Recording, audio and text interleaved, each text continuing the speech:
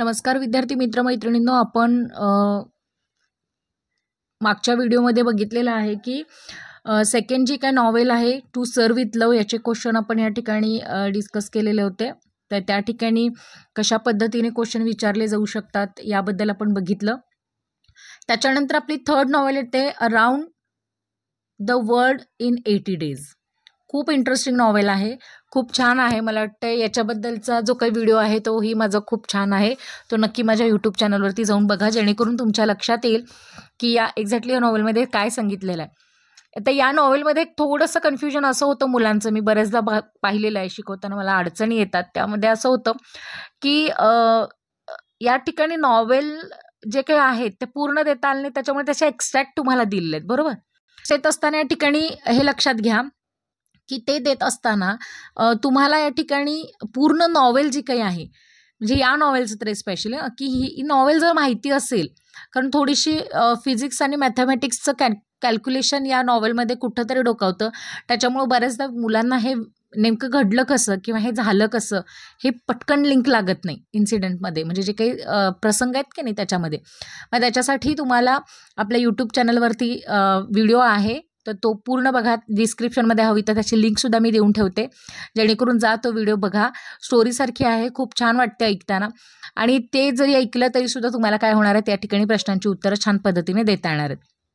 तर सुरुवातीला काय करायचं आहे की जे काही डिस्क्रिप्शन आहे, जे काही इंट्रोडक्शन आहे ते तुम्हाला इंट्रोडक्शन रीड करायचं आहे. त्याच्यानंतर नेहमीसारखं या ठिकाणी तुम्हाला जे काही मेन कॅरेक्टर आहेत, मायनर कॅरेक्टर जे काही आहेत ते या ठिकाणी लक्षात घ्यायचे आहेत. मेन कॅरेक्टरमध्ये जो काही फिलॅज आहे, त्याच्यानंतर त्याचा जो काही पॉस्पेट आउट नावाचा जो सर्वंट आहे तो, त्याच्यानंतर आपली हिरोईन जी काय आहे ऑडा, त्याच्यानंतर जो डिटेक्टिव्ह फिक्स आहे. हे 4 लोक तर खूप महत्त्वाचे आहेत. आणि बाकी सगळे जे मायनर कॅरेक्टर आहेत की नाही ते त्या फिलॅसचे मित्र किंवा ज्याला आपण म्हणतो की त्याचे जे क्लबमधले जे काही मेंबर्स आहेत की नाही ते सगळे आहेत. आणि आधेमध्ये लोक जे काही भेटतात तर त्यांचाच या ठिकाणी काय आहे, उल्लेख आहे. त्याच्यामुळे मेन कॅरेक्टर तरी ॲटलिस्ट तुम्ही काय करायचं आहे, म्हणजे लक्षात ठेवायचं आहे, जेणेकरून तुम्हाला पूर्ण नॉवेल संदर्भातले जे काही क्वेश्चन विचारले जाणार आहेत ते व्यवस्थित देता येणार आहेत. त्याच्यानंतर याच्यामध्ये जी काही थीम आहे ती थोडक्यात थीम दिलेली आहे बघा. इथं सगळ्यात महत्त्वाचं म्हणजे ही नॉवेल जी काय ती ॲडव्हेंचरस आहे. The most important feature of this novel is adventure novel is the time. Okay, and it is illustrated to repeatedly that the time is not, ज्याला आपण म्हणतो की नाही एकदम स्थिर नाही आहे, तर तो किती बदलणारा आहे. आणि काळ हा कोणासाठी थांबत नाही, पण तो काळ बदलणारा पण आहे. हे दोन्ही गोष्टी या ठिकाणी काय केलेल्या आहेत, सांगितलेल्या आहेत. म्हणून त्या ठिकाणी फिकल नावाचा वर्ड या ठिकाणी वापरला गेलेला आहे. तो स्थिर नाही आहे, तो अस्थिर आहे. तर ही जी काही थीम आहे ती तुम्ही काय करायची आहे, रीड करून घ्यायची आहे, वाचून घ्यायची आहे. आणि याच्यामध्ये तुम्हाला परत परत आपण जे काही नाव आहे त्याचा रिफॉर्मर क्लब असेल याचा उल्लेख होणं तुमच्या आन्सरमध्ये खूप गरजेचं आहे. मी मगाशी म्हणाले तसं तुम्ही तुमच्या आन्सरमध्ये लक्षात घ्या, शॉर्ट टाईपच आन्सर असणार आहेत.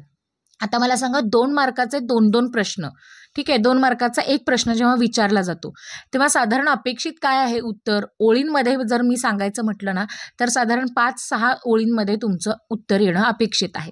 मग आता या उत्तरांमध्ये तुम्हाला प्लॉट संदर्भात, लँग्वेज संदर्भात, कॅरेक्टर संदर्भात, कशाही संदर्भात जर प्रश्न विचारला तर तुम्हाला पर्टिक्युलर त्या नॉवेलमधल्या कॅरेक्टरबद्दल लिहिता आलं पाहिजे.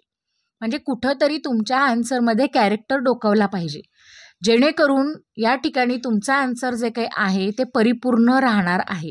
कारण तुम्हाला, आणि त्याची स्पेलिंग व्यवस्थित लिहा, चुकीच्या स्पेलिंगला अंडरलाईन नका करू, हे त्याच्याहून महत्त्वाचं आहे. त्यामुळे या ठिकाणी जे मेन कॅरेक्टर आहेत, मी परत सांगते, मेन कॅरेक्टर हे म्हणजे लर्न करून ठेवायचे किंवा लक्षात का ठेवायचे आहेत, कारण आन्सर लिहिताना आपल्याला ते मेन्शन करता येतं. आणि ही आपली खूप जमेची बाजू होते, लक्षात घ्या. कारण 2 मार्क मिळवायचे आहेत, तर ते मिळवत असताना या ठिकाणी हेही लक्षात घ्या की आन्सरची काय रिक्वायरमेंट आहे, तर ते लक्षात घेऊन तुम्हाला उत्तर लिहित असताना ही गोष्ट पाळणं खूप गरजेचं आहे. त्यानंतर येतो तर त्याचा प्लॉट. आता रिफॉर्मर क्लब या ठिकाणापासून सुरू झालेली ही जी काही गोष्ट आहे, प्लॉट म्हणजे काय, तर पूर्ण नॉवेलमध्ये वापरले गेलेले जे काही क्षेत्र आहेत, म्हणजे जी ठिकाणं आहेत ती ठिकाणं, मग स्टेजवरती जरी तो परफॉर्म होत असला तरीसुद्धा त्या ठिकाणी ते व्हिज्युअलायझेशन जे काही तयार केलेलं आहे तर ते या ठिकाणी खूप महत्त्वाचं आहे. मग तो पूर्ण जगभ्रमंती त्यानं 80 दिवसांमध्ये केलेली आहे. मग त्याच्यामध्ये तो कुठं कुठं फिरलेला आहे. नवी मुंबई असेल, कोलकाता असेल म्हणा, हाँगकाँग असेल म्हणा, सॅन फ्रान्सिस्को, न्यूयॉर्क असेल, लिव्हरपूल असेल, ही जे काही ठराविक ठिकाणं आहेत, तर त्याचं जे काही लास्ट डेस्टिनेशन जे होतं ते लिव्हरपूल होतं.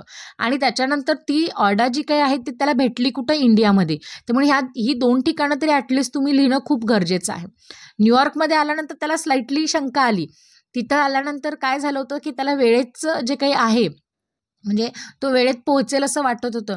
पण तिथं आल्यानंतर जी त्याला अटक झाली, तिथून खरी जी काही कलाटणी आहे वेळेला ती तिथं मिळाली. आणि हे सगळं इंटरेस्टिंगली तुम्ही छान पद्धतीने तिथे सांगू शकता.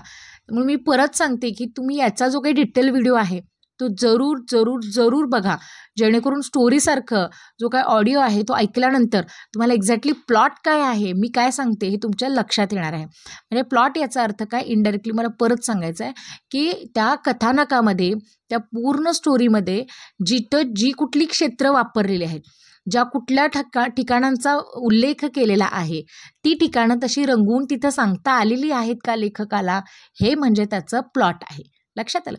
त्याच्यानंतर येते ते म्हणजे सिनॉप्सिस ऑफ एक्स्ट्रॅक्ट. सिनॉप्सिस म्हणजेच समरी. तर तुम्हाला जी काही एक्स्ट्रॅक्ट दिलेला आहे, जो भाग दिलेला आहे, जो काही सारांश दिलेला आहे अभ्यासायला, आहे की नाही, त्या नॉवेलचा जो कुठला भाग दिला आहे त्याचं सिनॉप्सिस नेमकं काय आहे, तर हे आपल्याला माहिती पाहिजे. तर त्याच्यासाठी पूर्ण पाठीमागे जाऊन लेसन रीड करण्यापेक्षा तुम्ही ही सिनॉप्सिस रीड करा, जेणेकरून तुम्हाला क्वेश्चन आन्सर देता येतील. इथं आता पहिला प्रश्न आहे, कॅरेक्टरिस्टिकबद्दल विचारलेला आहे बघा. जस्टिफाय करायला सांगितलेलं आहे या ठिकाणी कॅरेक्टर्सबद्दल. या ठिकाणी सिलेक्ट द करेक्ट वन. आता इथं which is the among following not major character of the novel, यातलं मेजर कॅरेक्टर नसलेलं, ठीक आहे, असं कॅरेक्टर कुठलं आहे, तर जेम्स आहे. जेम्स चॅड जो काही आहे तो यातला मेजर कॅरेक्टर नाही आहे, हे लगेच कळतं. हे पण कधी कळणार, जेव्हा मी सुरुवातीला म्हणाले होते की नाही, तसं मेजर कॅरेक्टर्स जे काही आहेत ते तुम्हाला माहिती असतील तेव्हा. आता तुम्ही मला म्हणाल परत की मॅडम ऑब्जेक्टिव्ह मग विचारले जाणार आहेत का, तर अजिबात नाही. पण हे आपलं जे काही पूर्ण होल स्टडी आहे ते करत असताना थोडंसं ब्रेनस्टॉर्मिंग म्हणा किंवा वॉर्मअपसाठी हे क्वेश्चन खूप इम्पॉर्टंट आहेत. त्याच्यानंतर तुम्ही हे करू शकता की या ठिकाणी complete the highlights of various traits of this major character. तुम्ही या ज्या काही मेजर कॅरेक्टर्स आहेत त्यांचे काही क्वालिटीज तुम्ही हायलाईट करू शकता का, तर या ठिकाणी खूप सगळ्या आहेत. तर तुम्ही जेव्हा रीड कराल किंवा सिनॉप्सिस रीड कराल किंवा जे काही आपल्या नॉवेलचा जो काही व्हिडिओ आहे तो जेव्हा ऐकाल, तेव्हा तुम्हाला पूर्ण होल नॉवेलमध्ये जे काही नुसतंच एक्स्ट्रॅक्टमध्ये जे सांगितलेलं आहे ते मी माझ्या व्हिडिओमध्ये इन्क्लूड केलेलं नाही आहे, तुमच्या माहितीसाठी सांगते. होल नॉवेल जी काय आहे ती जोपर्यंत मुलांना समजत नाही तोपर्यंत एक्स्ट्रॅक्टमध्ये काय सांगितलेलं आहे हे कळणं खूप गरजेचं आहे. मी पुन्हा सांगते की काळजीपूर्वक ऐका. तुम्हाला जो नॉवेल सेक्शनमध्ये जे काही नॉवेल्स दिलेले आहेत ते फक्त एक्स्ट्रॅक्ट आहेत, लक्षात घ्या.